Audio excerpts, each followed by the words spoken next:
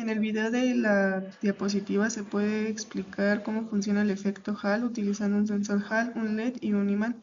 Primero podemos observar el circuito montado en un protoboard.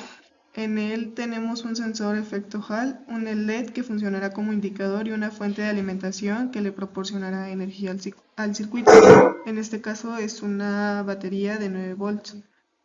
El efecto Hall ocurre cuando una corriente eléctrica pasa por un material conductor o semiconductor y se aplica un campo magnético perpendicular a esa corriente. Este campo magnético provoca que los electrones se desvíen hacia el lado del material, generando una pequeña diferencia de voltaje llamada voltaje Hall.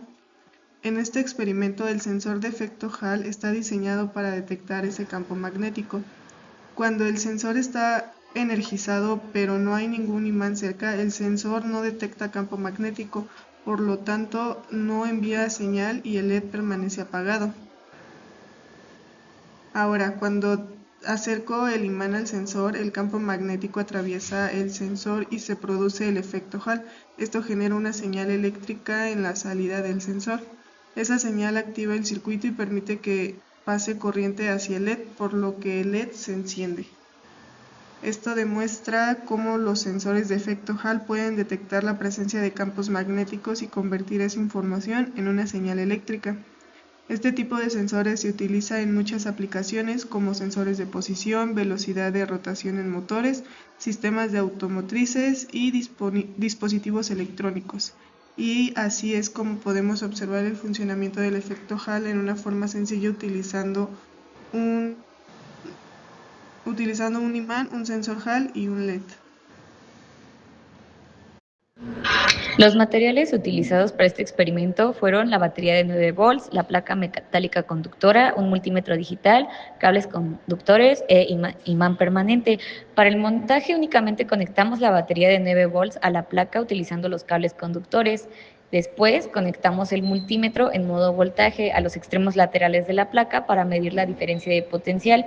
En este momento solo hay corriente eléctrica, pero no hay campo magnético aplicado. En la primera medición observamos el voltaje en el multímetro. Este valor corresponde únicamente al voltaje normal del circuito. Ahora introducimos el imán y una vez que el imán pasa por encima de la placa metálica, genera un campo magnético perpendicular a la dirección de la corriente, generando un voltaje Hall. Cuando el imán pasa sobre la placa, podemos observar en el multímetro un pequeño incremento en el voltaje. Este cambio ocurre porque el campo magnético modifica la trayectoria de los electrones y se crea una diferencia de potencial transversal al flujo de la corriente. Y este aumento de voltaje es precisamente la evidencia experimental del efecto Hall.